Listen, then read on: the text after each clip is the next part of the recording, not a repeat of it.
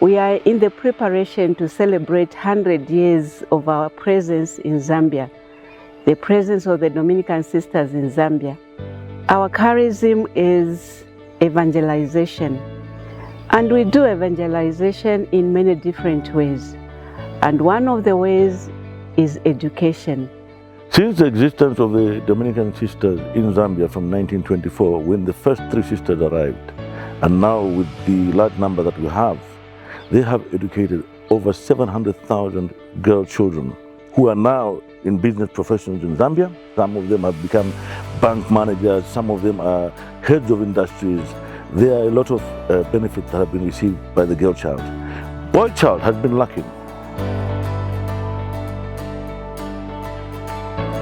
A few months after my first profession, I was given an opportunity for me to go and study on business study with a program called Sisters Blended Value Project. You can imagine I was just coming from the novitiate and then I was given this big task. It was something that I was happy about and I was looking forward to learn. So in the first module, we were taught to identify our social needs. So the social needs that we identified us as a congregation is the lack of boys' school. So as Dominican sisters, we picked on a boys' school, Dominican Boys Secondary School, as our social enterprise. And I feel for us it was timely that we picked on this school because we have seen the gap and the need in our society. And it's more urgent because we are seeing that the key places and positions in society are being taken by women. In our country, we've seen most of the young pilots are girls. And what is happening to the boy child?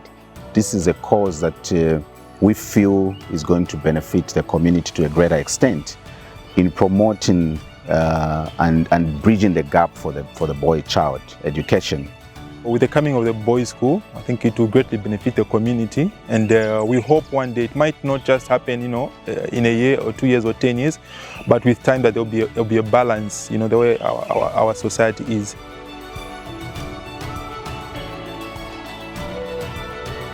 When we were being trained that side, we were told that for your business to be successful, you're not supposed to work alone.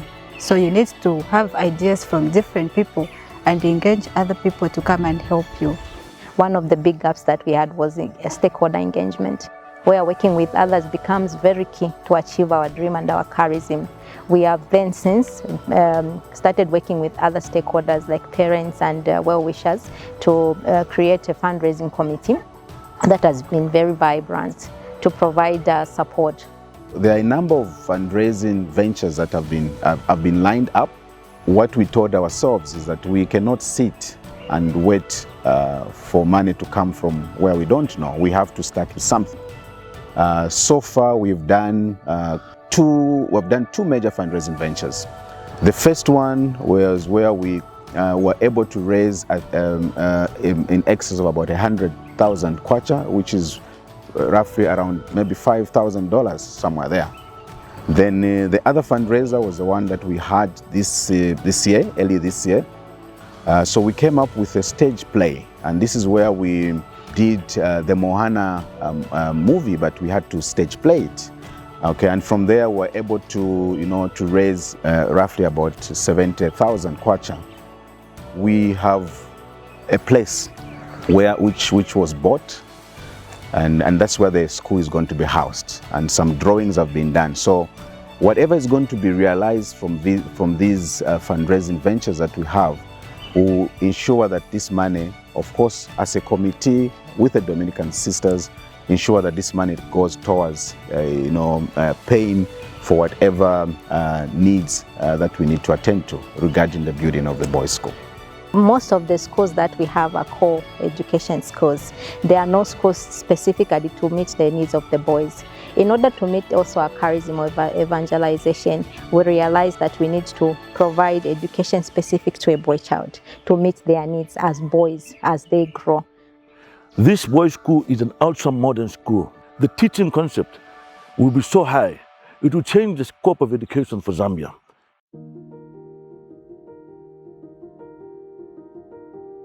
For the seed grant that we've received, we hope to do an environmental impact assessment.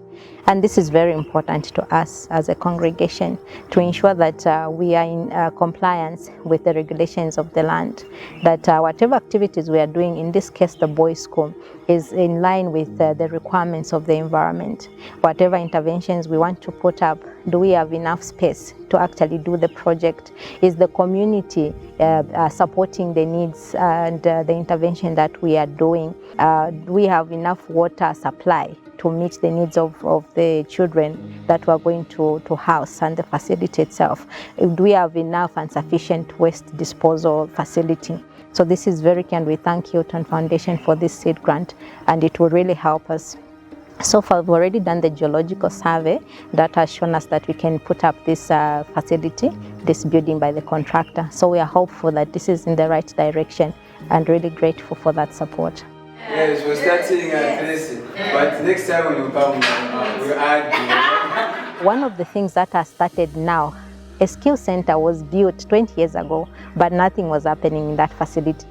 So we engaged a college called NOTEC that is providing trainings for young people. About 80 of those are enrolled since February, and they are in class now studying.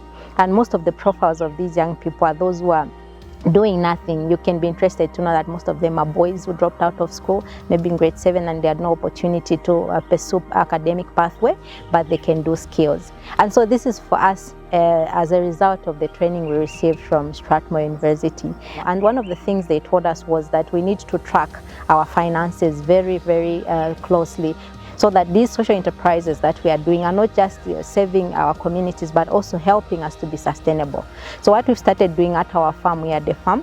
3 years ago it kicked off, but then after Strathmore's intervention and trainings, we started tracking this. We created a spreadsheet where we can track our income and expenditures. And I'm happy to tell you that we were making maybe 20,000 in a month. Now we can make 40 and 50,000 in a month. So it's very good for us to see that all these interventions are coming on board because of that training that we received from Strathmore University.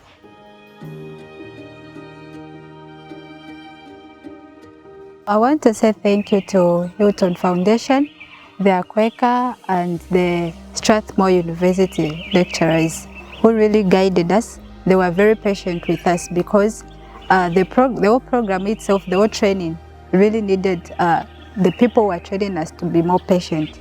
So they really met our needs, and we are grateful for the continued guidance that they are doing. I feel very proud to say that I was trained by Strathmore University. For me, even if it's maybe modules that were done in maybe 8 months or so, I feel like I've learned for 4 years.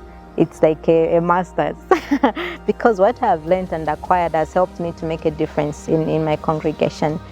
Thank you to Hilton Foundation, to our Quaker and Strathmore University, and to all those who are listening to us will come on board and support us that this dream comes true, especially as we Dominican sisters enter into the second millennium of our presence in Zambia. Thank you.